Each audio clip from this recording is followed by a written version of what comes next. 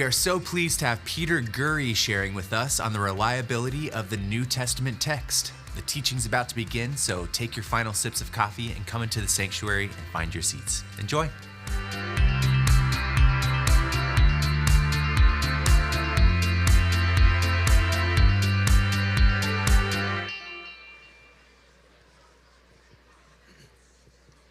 Welcome back for session 2 of the Defending the Faith Conference.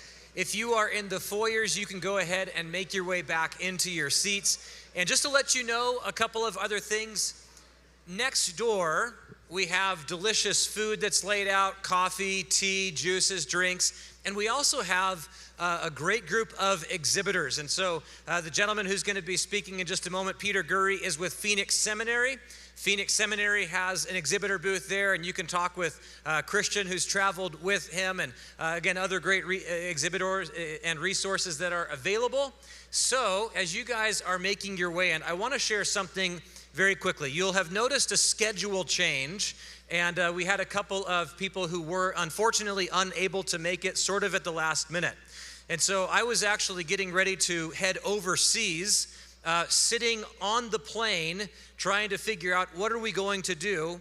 And so Christian Cordova emailed me about 5 minutes before our plane took off and said, hey, I'm with Phoenix Seminary. I'd like to come out. And I said, we'd love to have you come on out. If you can reach out to your friend Peter Gurry and ask if he'd be willing to come and speak as well. So we were praying. Then Christian emailed. He reached out to Peter Gurry. And so we have the privilege of having Dr. Peter Gurry share about the historical reliability of the New Testament text. Thanks so much for joining us. Well, am I on? Thank you so much. Am I on? It's a little dangerous to say I'm an answer to a prayer before I have given the talk, but I'll just assume you all know what you're doing. Just out of curiosity, how many of you, this is your second or third time at one of these conferences? Look at that. How many of you, keep your hands up if it's more, you've been here more than 5 times. Wow. Talking to Christian, my partner from the seminary here, he said he used to bring his little girls here to this seminary, and the oldest one is now 17. So it's really exciting that this has been going on so long and that so many of you have been coming along. Thanks to Frank for getting you all awake, keeping you. My job is now to keep you awake. All right, before we all take our afternoon siestas, I'm going to do the best job of that I can. My subject this afternoon for you is going to be the text of the New Testament. All right, now why are we talking about the text of the New Testament? There's a couple reasons. One is because when you read your Bible, at some point, if you're a careful Bible reader, you're going to find that you have footnotes in your Bible that may say something like this. Take a passage like Luke 23, verse 34, a very famous text where Jesus is on the cross. You remember this? And he prays for those who are crucifying him and says, Father, forgive them, for they know not what they do. And then the text tells us they cast lots to divide his garments. Now, if you're reading your Bible carefully and you have a modern translation, you probably have a footnote there saying something like, some manuscripts omit the sentence, and Jesus, ... they do. Now, if you're looking closely, what's in between those dots is the whole prayer. Yeah? So some manuscripts don't have this prayer. So some of you may encounter the question we're going to talk about in this talk from your own Bible, in your own footnotes. Others of you are going to counter it when you're talking to people and they're going to be skeptical of the Bible, and they're going to say, how could you believe a book that's so old, especially when it's just been copied and copied and copied, and we don't really know what it says? They may not even have to have read someone like Bart Ehrman, but they have probably heard his view, if not from him, from someone else. So here's what he says in his well-known book from 2005. He says, how does it help us to say the Bible is the inerrant word of God if in fact we do not have the words that God inerrantly inspired? I first read these words the same time many young people come across this idea, and that was in college. What made it a little bit different for me was I happened to be at the same college that Bart Ehrman had gone to, Moody Bible Institute, where we used to joke that Bible was our middle name. Bart Ehrman used to be an evangelical, studied the topic we're going to talk about now, and as a result of that changed his faith and then later lost it. He's now a famous agnostic. Now, the thing about Bart Ehrman is that Bart Ehrman is a well-trained New Testament scholar. When he talks about the manuscripts of the New Testament, he does know what he's talking about from experience and from his own scholarship. But it does not always stay there. Sometimes the views that start in the academy, in the university, they come down to the popular level through cartoons. In this case, someone like Scott Adams. Scott Adams read Bart Ehrman's book, and I just want to give you his impression from the book that he read, because this is, in many ways, the kind of attitude that people have towards the Bible. He says, I never knew that there are about a zillion different versions of the Bible because it was copied and recopied by hand by semi-literate, opinionated morons for hundreds of years. Yeah? Now, I think it's fair to say, at least from my experience talking to people, that this is often the kind of default opinion that many unbelievers have about the Bible today. Not all of them, thankfully, but more and more, and especially young people if they've gone to university, if they've gone to college, right? Perhaps they've taken a Religion 101 class. And in that Religion 101 class, that professor's goal has been to give the student a view of the Bible that is old, that it's outdated, that you couldn't possibly trust it with your life, right? Maybe you've heard it in the form of the telephone game, that the Bible was copied sort of like we play the telephone game. Do you know? We'll come back to that and see why that's not the case. But that's the question I want to address with you this afternoon, is this question of how did we get the New Testament text? Now, again, you might say, this seems so esoteric. Why would we talk about the reliability of the New Testament text? Can't we talk about the reliability of the New Testament or the reliability of the resurrection? But you know what the problem is? If we start there, it doesn't matter what the New Testament says about the resurrection if what the New Testament says we don't actually know. Are you with me? You have to know what the New Testament says before you can know whether or not what it says is actually true. So later talks in this conference are going to talk to you about the reliability of the resurrection, but I'm going to talk to you about something that in some ways, at some level, is actually more foundational, because if we don't know what the New Testament claims, then we can't even talk about whether those claims are true or false. Are you with me on this? All right. So that's why we're talking about this subject, okay? But before I do, let me talk to you about why we even need to talk about this, why there's an issue, okay? Talk to you about why it's important, but why do we need to do this thing that's called textual criticism? Now, let me say a word about that term, all right? In textual criticism, we scholars are comparing the copies of the New Testament that we have to each other to try to determine what it originally said. All right, that's basically what the job is.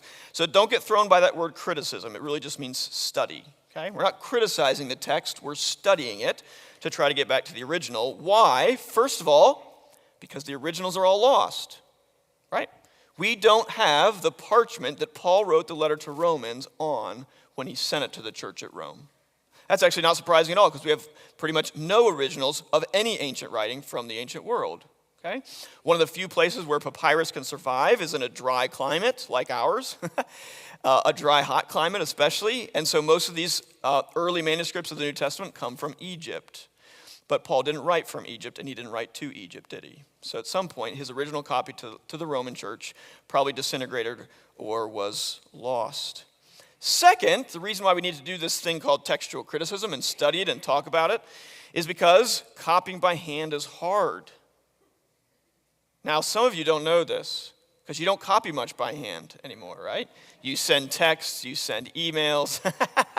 But if you don't believe me, here's your task, okay? After this talk, after the Q&A, after the break, and you got a little break for dinner, you sit down and you try to copy Romans.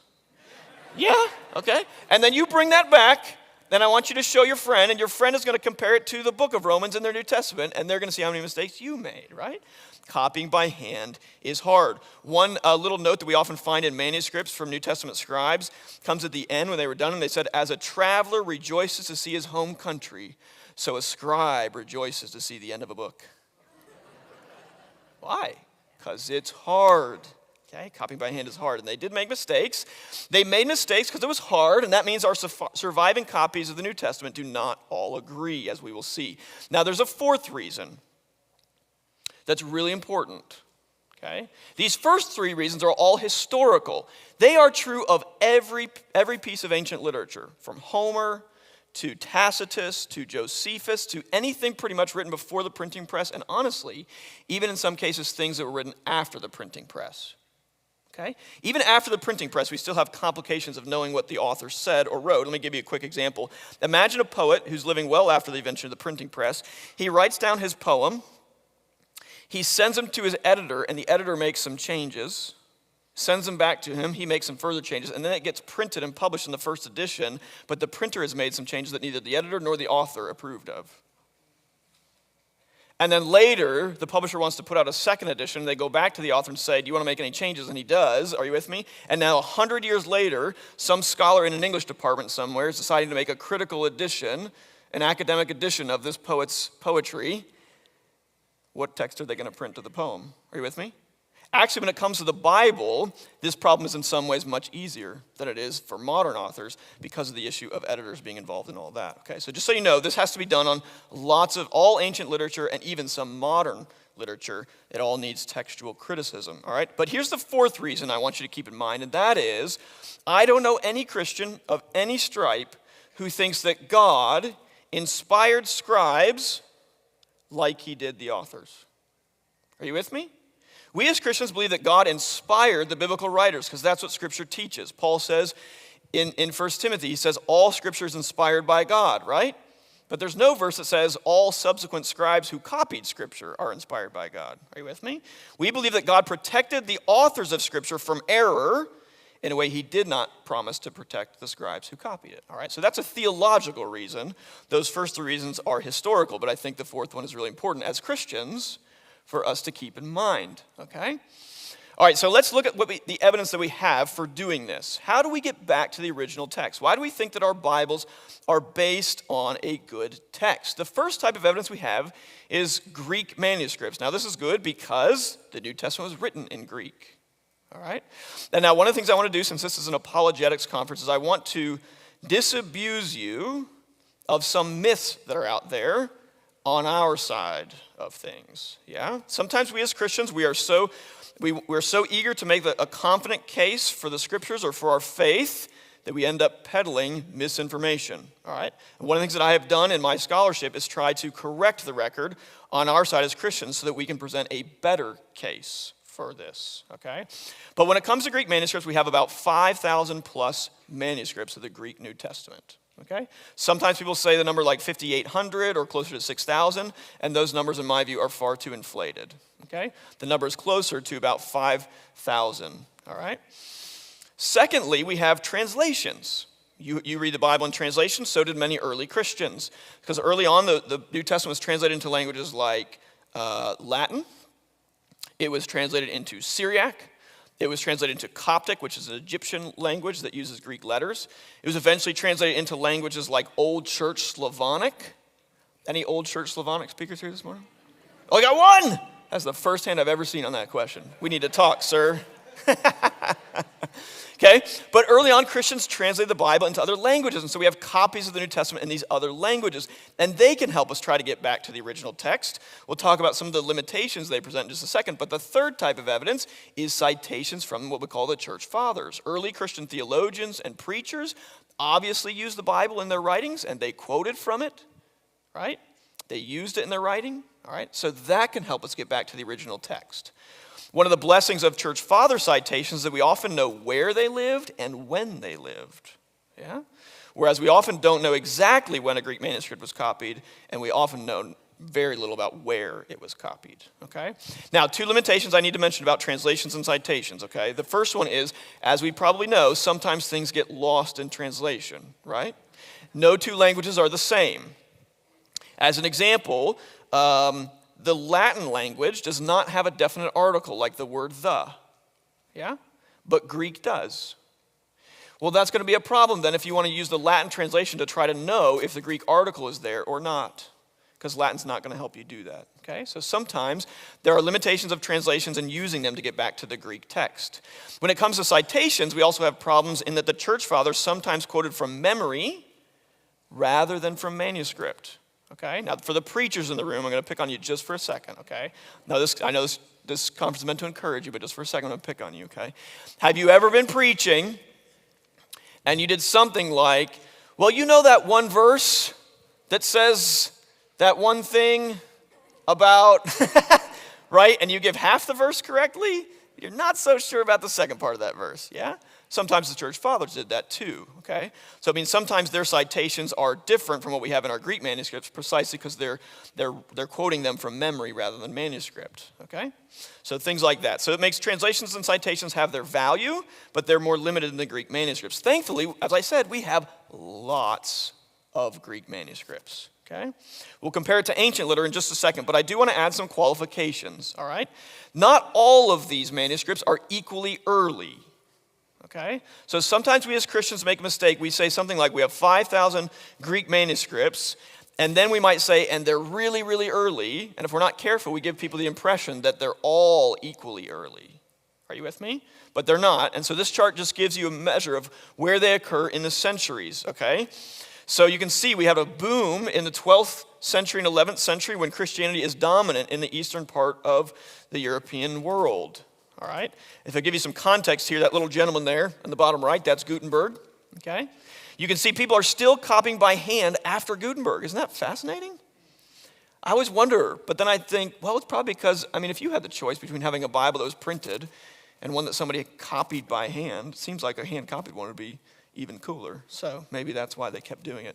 That little explosion there is the Muslim invasion of the eastern part of the empire, again in Constantinople there. That may be, I'm not sure on this, but that may be why there's a little dip here, okay, in the 7th and 8th century, okay? But the main point I want you to get from this chart is to show you that not all manuscripts are equally early, okay? Now that's actually not a terrible thing. Do you know why? Because earlier is not always better. All the youngest children in the room said, amen, right? I'm the youngest of 5. I think by the 5th one, my parents got it right. Anyways, early is not always better. Let me give you a concrete example. This is a manuscript on the left called P72. The P stands for papyrus. That's the material it's written on. And it's a copy of 1st and 2nd Peter. It's from the 3rd and 4th century. It's one of our earliest copies of these letters from the New Testament. Unfortunately, it's not a great copy. It's not a great copy. The scribe took too much liberty in his willingness to change things. So we have a number of readings in this manuscript that are only found in this manuscript because apparently the scribe felt too much freedom to make the text say what he thought it meant.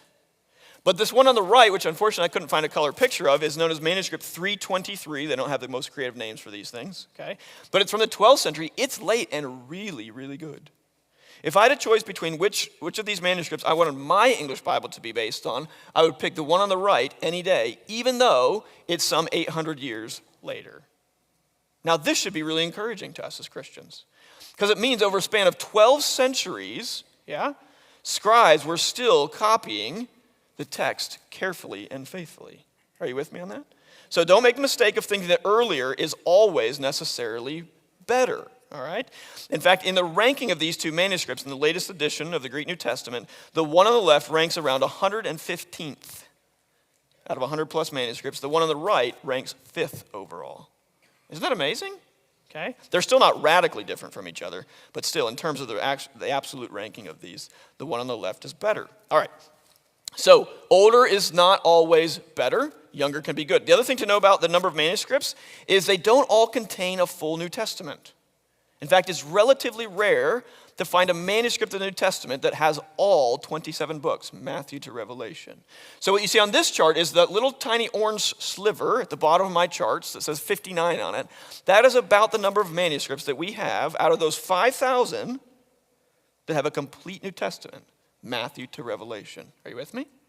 And then the rest of the bars are how many manuscripts have the rest of the section. So you can see Revelation has about over 270 copies. Look at the Gospels. Yeah? Over 2,000 copies of the Gospels in Greek. Do you know why? Because Christians loved the Gospels. Do you know why? You know why? Because they loved Jesus. Okay? I don't want to step on any toes here this morning, okay? This afternoon, but perhaps we might put a little more emphasis on Jesus than we do on the details of our eschatology. Yeah, I'm not saying eschatology is not important. I saw the eschatology section in the bookstore before I spoke. I made sure to check it. Yeah, but let's keep the main thing. That's what they did. Now, but why did they do this? Why do they have so few of the whole New Testament? Do you know what the simple reason is? Because manuscripts were expensive. And this is something that's really important for us to know as Christians. Most people in church history have not had what you have. They have not had a complete New Testament that they could carry around in their hand, take to church, do their devotions from, read from anytime they want. They certainly didn't have it in this format, did they? They didn't have a choice between multiple translations either. Say, well, this one's not very clear. Let me just pick a different one. Because Bibles were expensive. Yeah? So when they had to pick, and they often did, they chose to have a copy of the Gospels. Yeah? This really came home to me a number of years ago when I was digitizing Greek New Testament manuscripts in Florence, Italy, at the Medici Library there. It's a beautiful library. Part of it was designed by Michelangelo. And I get to spend about 5 weeks there. And at one point, the curator of the library took us into the reading room. And this reading room was one of the earliest public libraries in the world. Goes back to the era of the Medicis, okay, so I think Middle Ages. And she showed us how in the back half of the room were the shelves where they held the books. And then the front half of the room were stand-up reading desks. They were stand-up desks. They were way ahead of their time, okay, on that one. But underneath those stand-up desks, I noticed, so you put the book up here, and then underneath there was a metal bar that ran the whole length. And I couldn't figure out what that was until later in the week when we were digitizing a manuscript, and they brought it to us, and that manuscript had a metal chain connected to the spine. And then it clicked for me. They would bring the book out to you at that reading desk, and they would literally chain the book to the desk so you couldn't steal it. Which I would say is a different approach to late fees, isn't it? But the reason they did that was because books were expensive. Shouldn't we be grateful to have Bibles that we can carry in our hands? Shouldn't we also know them better than they did back then because we have such easy access to them? We should. All right. I'm going to try not to preach today, okay? But keep that in mind. Okay. So not all our 5,000 copies are equally early, and that's okay because early is not always better. They're not all complete copies of the New Testament, okay? Some of them are just part of the New Testament because that's how they copied things. They're also not equally big. So the one on the left here is our earliest fragment of Mark's gospel from the 2nd or 3rd century. In fact, just published and identified in the last 5 years. And it's like the size of a credit card. Compared to the one on the right, Codex Sinaiticus, that little orange square, that's your P137, your earliest copy of Mark. It's just a tiny little piece, right? Our earliest complete copy of Mark is in the manuscript on the right there, Codex Sinaiticus. It's very, very important, all right? Now, one of the exciting things about the field that I study, all right, is that we keep discovering more. So back in 2019, actually, as a result of this little manuscript here on the left, which was, you may have heard about it in the news, it was pegged as being a 1st century copy of Mark, okay? And some Christian apologists got a hold of this and got a little bit too excited. It turned out when it was published that it was actually probably 2nd or 3rd century, still very early and important. But the organization that owned it, okay, the guy who was in charge of it was actually trying to sell it to the Museum of the Bible in Washington, D.C. He was not supposed to do that. Okay, I'd love to tell you that story, but I always like to say my field is nothing if not exciting. It is certainly not boring. Anyways, this guy tried to sell this manuscript for millions of dollars. As a result, the Egypt Exploration Society that owned it went through all their archives and thought, we better get a better handle on what we have. Probably a good idea. Okay, probably a good idea. When they did this, here's what they announced back in March of 2019. They said, we found some 20 New Testament unedited manuscripts that we've identified and over 80 Septuagint, that's the Greek translation of the Old Testament, and related texts that are currently known to them and will be gradually assigned to be published. Why does it take time? Because these things take a long time to study and publish. I went to see them actually once in Oxford, and I got to see they have these just in shoe boxes. They dug all these manuscripts up from the desert sands in Egypt, literally in a trash dump. People had thrown them away. 2 guys named Grenfell and Hunt went and discovered them back in the early 20th century, and they brought them to Oxford. And many of them are still in these boxes, and if you look them out, they're covered in mud. And one of the reasons why it takes so long to get these published is because you've got to carefully pick that mud, that dry dirt off of the manuscript without taking the what off? The ink, right? So they take a long time and take very, very careful skills to edit these. But isn't that exciting? We got more New Testament manuscripts coming in the next decade or so than we've had. Now, this is really important because sometimes people will think that the further away we get from the time of the New Testament, the less we know about what its text actually said. So I've had some people say, even when you think in terms of translation, that maybe the King James is better because it's closer to the time of the New Testament. Friends, the truth is actually the exact opposite. Because we keep discovering new copies that we didn't have before, and that enhances our knowledge of that original text. So the Bibles you have in your hands today are probably, I think it's fair to say, based on better manuscript evidence than anybody in history has ever had access to, ever. Isn't that amazing? Again, perhaps a reason for us to read it. All right. Let's compare some of our New Testament to other ancient documents to put this in perspective, okay? Let's take Mark's gospel because it's probably the earliest gospel written. It also is one of our least attested manuscripts early on. I showed you that slide before. Our earliest copy is from the 2nd or 3rd century, and it's just a little piece. And then we don't get a complete copy of Mark, okay, with no fragmentary elements to it until the 4th century. But Mark's gospel is probably written in about 50 to 60 AD. Our earliest copy is the one I just showed you. All told, though, we have well over 1,700 copies of Mark's gospel. That's pretty good, isn't it? It's really good.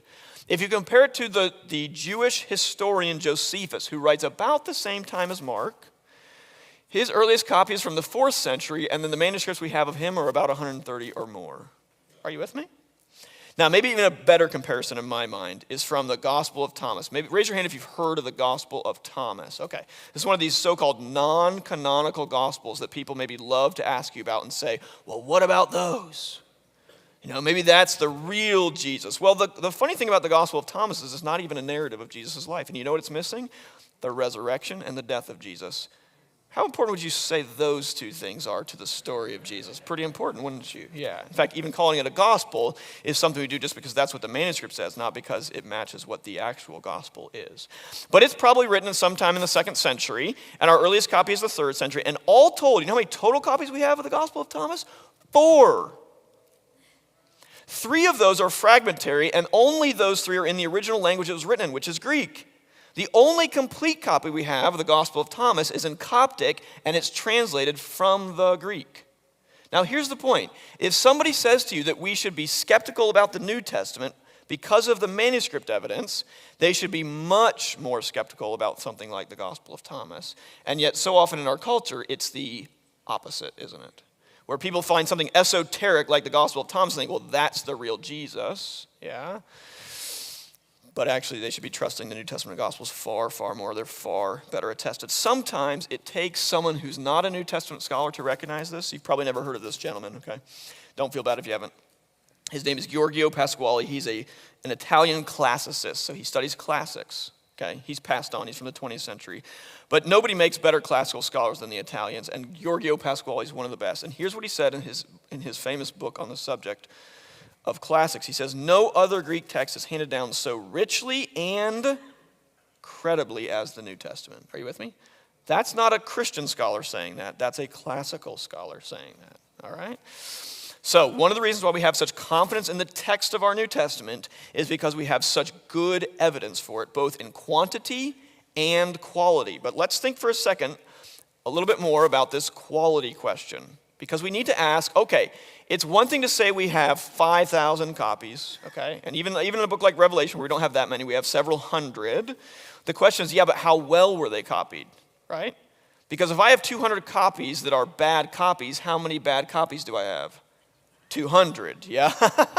What we want are good copies. And so back to someone like Bart Ehrman, who says the problem with trusting the New Testament text because of how many manuscripts we have is this issue of quality. And that the earlier we go in the history of copying these texts, the less skilled and attentive the scribes appear to have been. Are you with me? Now, I just gave you an example of that, didn't I? I said P72 is one of our earliest copies of 1st and 2nd Peter, and it's not nearly as well copied as that 12th century manuscript I showed you. Are you with me? So I actually think he's right in general terms, but there's a problem. All right, now, okay, this is going to be a problem. I have to drive back to Phoenix tonight, so we're not going to use that example, okay? But I want you to think for a second about how comparisons work, okay? Think about it. Now, we're going to split the room here, okay? Every so often I like to just split my audience in half, okay? Get you to disagree with each other. Who's the better basketball player? LeBron. If you think Michael Jordan is the better basketball player, raise your hand. Good. If you think LeBron James is the better basketball player, the doors are right there, and there. See yourself out. Okay, all right. I grew up watching Michael Jordan play. We know he's the better basketball player. However, okay, LeBron fans, you can stay. However, no one would say that because Michael Jordan is objectively the better basketball player, that therefore LeBron James is a bad basketball player. Are you with me? So keep this in mind, because sometimes I find that people can hear a scholar say something like Bart Ehrman said in that last slide, and they think, well, I'm not a scholar. I don't know how to answer this. And sometimes, you know what? God has given you everything you need to do to answer a skeptic by just thinking through a little bit more carefully what they said. Don't immediately get put off or insecure because they've said something about evidence you're not familiar with or an area of subject. Just think through it logically. And this is a great case. Just because earlier scribes are not as good as later ones does not mean that they are bad. Are you with me? Overall, they are still very, very good.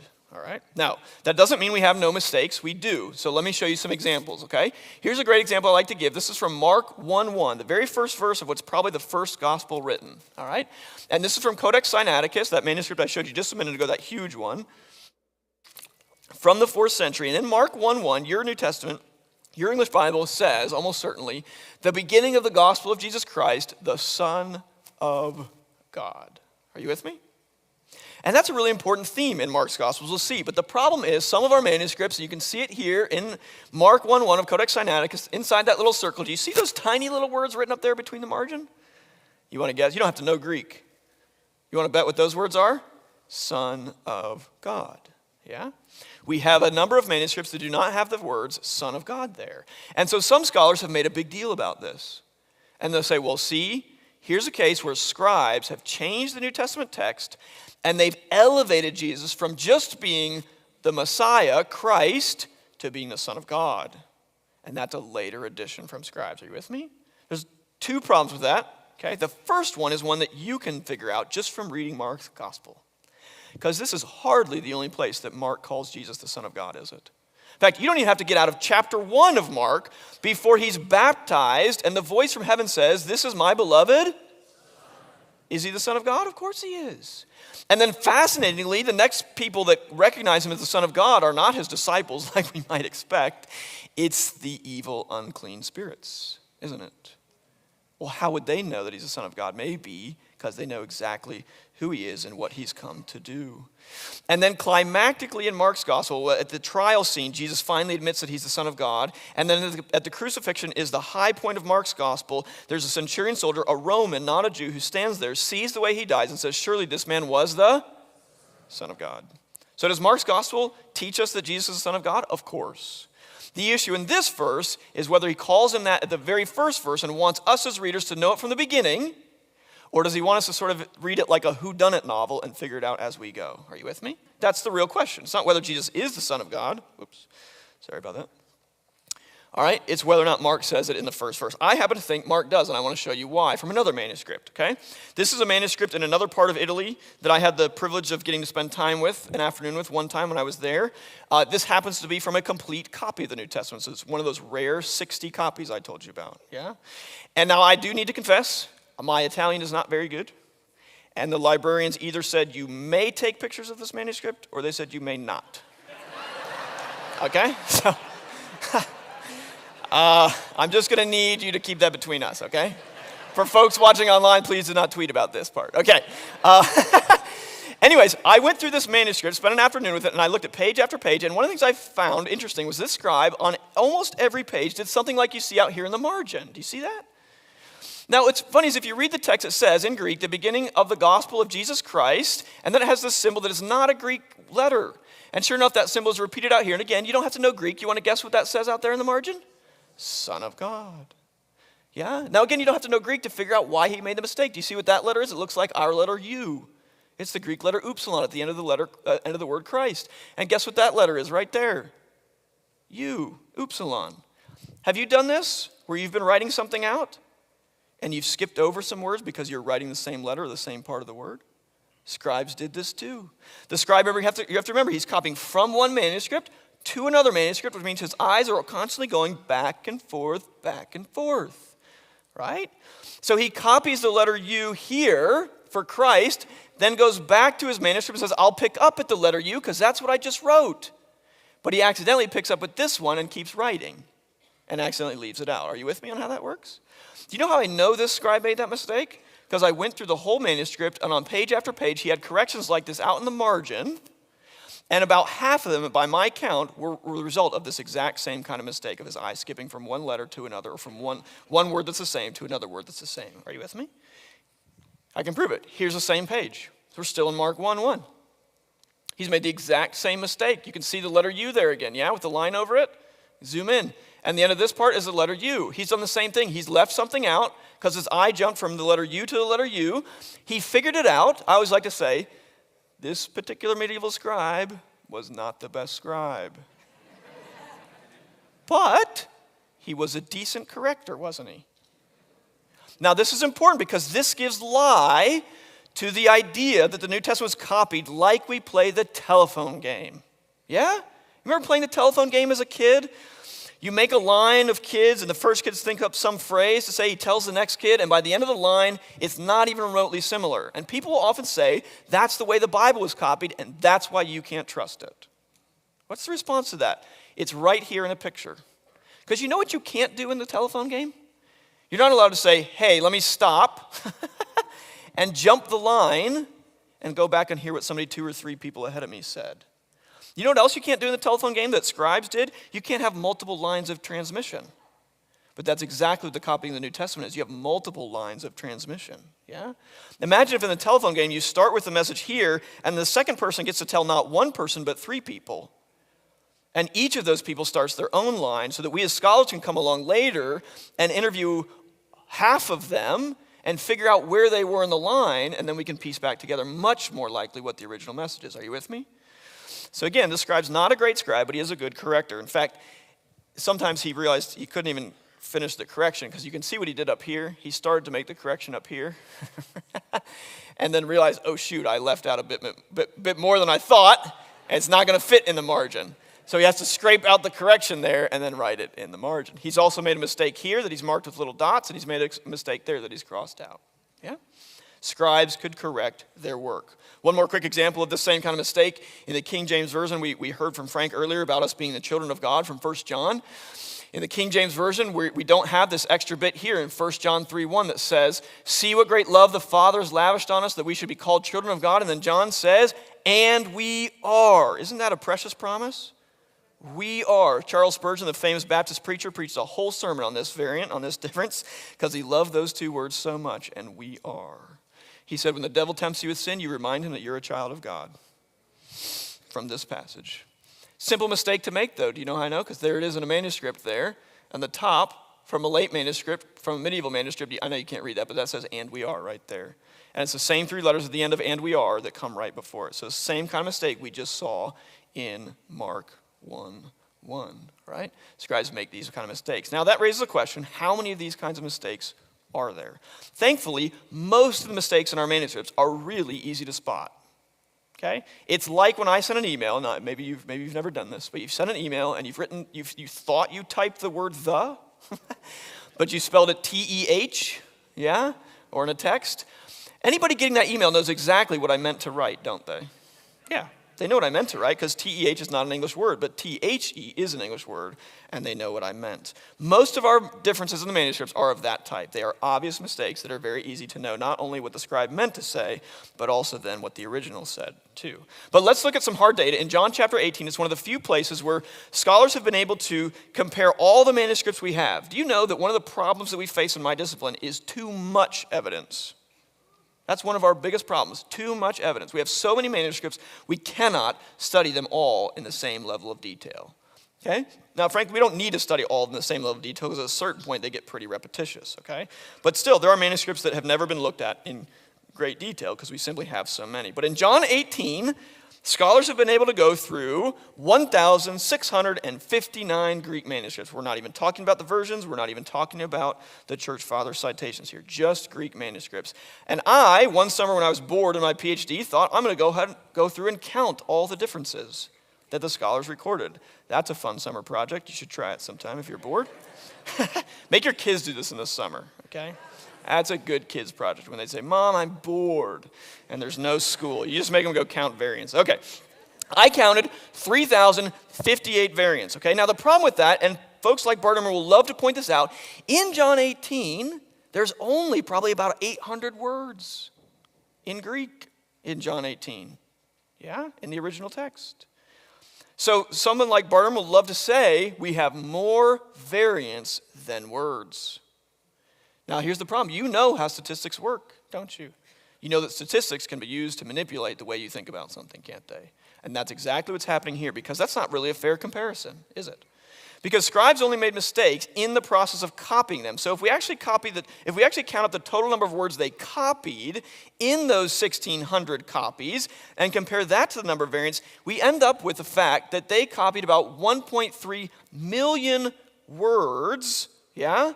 And that amounts to about one variant for every 400 plus words they copied. Only about one for half the chapter. Doesn't that sound much better? That's not a big deal at all. And in fact, when you look at the type of errors they make, a full 40% of them are what we call nonsense readings.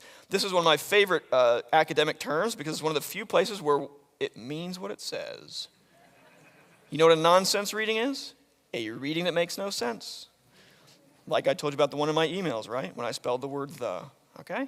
Really easy for us to dismiss all those. But think about it this way, if you want to think about it this way. How many of these variants really matter? Well, I always like to say, matter for whom?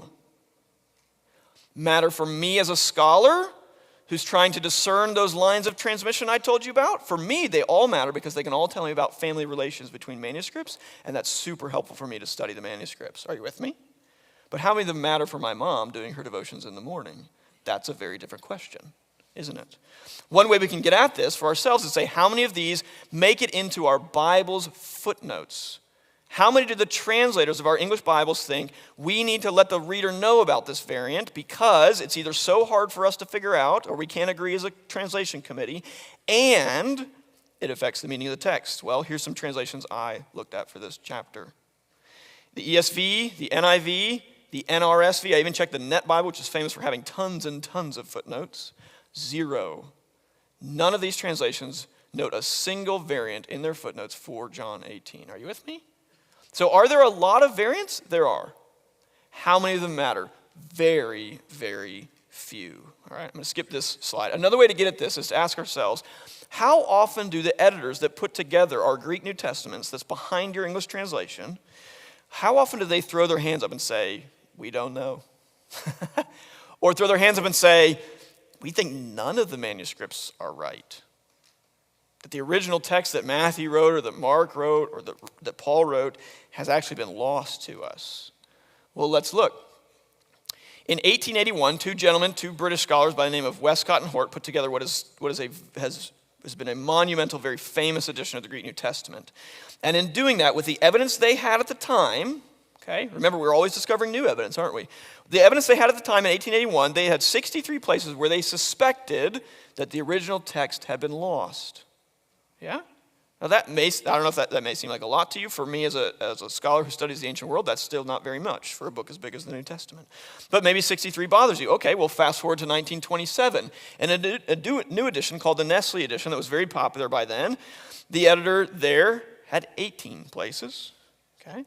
The newest edition of the Nestle, which is called the Nestle Aland, the 28th edition that came out in 2012, this is the version I have my students buy at the seminary where I teach. When I teach them Greek, I have them buy this edition, has two places where the editors think, maybe all the manuscripts are wrong and we need to guess. Are you with me on this?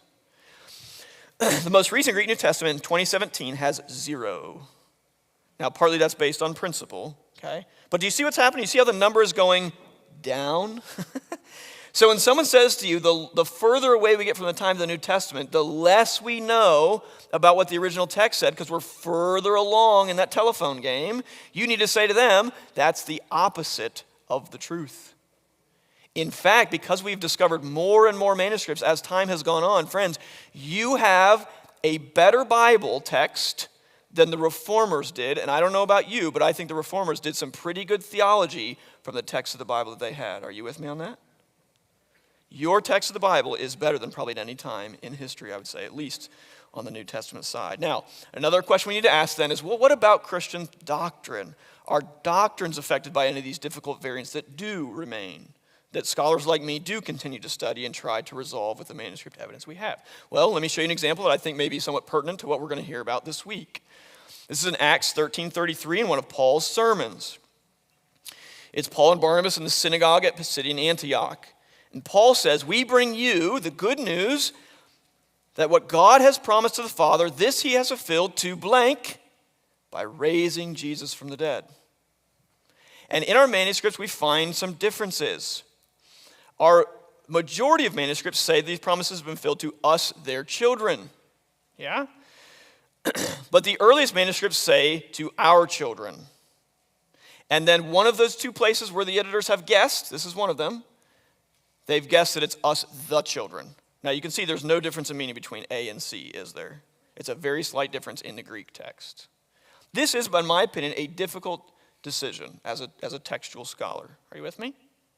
But what if I were to stand up here and say to you, because I'm not entirely sure whether it's reading A, B, or C, therefore, you can't trust the resurrection. Wouldn't you say that's silly? I mean, of course it is. That's ridiculous. The issue of the resurrection is not in play at all here. It's only the precise way in which Paul has said the resurrection has been filled. Now, I'm a Christian with a very high view of the Scriptures. Do you know what? I want to know what Paul said. Because I believe every word that comes from the mouth of God is for my good and for my benefit. Are you with me? But I need to keep this in perspective and not draw silly conclusions like, well, if I don't know exactly what he said here, therefore I can't be sure about the resurrection. Are you with me? So it's really important to keep these variants in perspective, all right? So are variants found in important verses? I would say yes, some of them are. I showed you one with a prayer for Jesus from the cross to open with. But do variants undermine Christian doctrine? I think the answer is unequivocally no, they do not. I don't know any church, for example, that in its doctrinal statement has a point on what exactly Paul said here in Acts 13:33. Do you? Now, I know churches like to split over silly things, but I've never met one that split over that. I would say the resurrection is a bit more important, wouldn't you? I would say it's the foundation of our faith, right? The reason for this is because, as John Frame says, Scripture is highly redundant in a good way, such that the doctrines of the Christian faith are never derived from a single text, and I would say from a single variant. Aren't you thankful for that? And I would say when we Christians do theology at our best, when we're doing it the best way we can, we do what Paul says also in Acts. We take into account the whole counsel of God, do we not? We don't just say, well, here's one little word and one little verse, do we? At the same time, we continue to try to search for that original text as best we can because, by the way, this is a German scholar, Johann Albrecht Bengel from the 18th century. In Germany, they make stamps for their New Testament textual critics. Now, I don't know if any of you here work for the post office, but I'm just going to say, if anybody wants to make a stamp for me, I will not say no. All right, okay. But anyways, here's what Bengel said. He said, in the same way that a grain of gold, no matter how small, is still gold, so the smallest portion of the word which comes from the mouth of God is divine. Amen? That's why people like me do what we do. Because there are still places where I want to know, and we're not sure because the manuscript evidence is conflicting. And we continue to study and develop new methods and discover new manuscripts and study them in more depth. And that helps give us greater confidence in some of these places where we still are not 100% sure what the New Testament writer said. All right? I want to leave you with this. If you want to know more about this, I have a book at our table. You can stop by our seminary booth. I co-direct what's called the Text and Canon Institute. The book is about myths and mistakes that Christian apologists tend to make, and it's designed to help you as Christians have the best information you can, not the information that sometimes does get confused or has been misused. So pick that up if you want. And then our website at textandcanon.org is a great place to go. We have articles there on how we got the Bible, spanning everything from the question of canon, which I didn't talk about today, of course, to the Old Testament, to translation. We'd love for you to go there. They're accessible articles. You can go to our articles page and filter them even by level all the way from beginner to advanced. And so thank you so much for your time.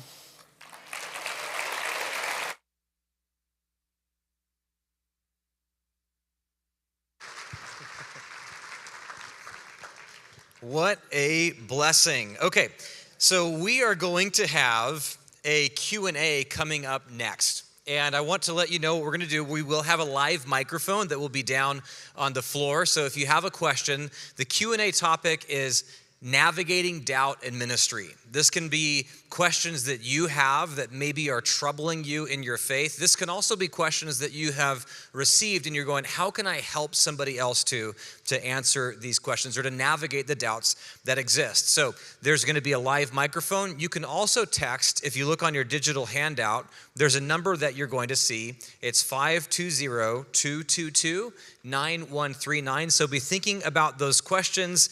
We're going to have about a 15-minute break. So go ahead, stretch your legs, come on back, and we'll have a really healthy panel discussion.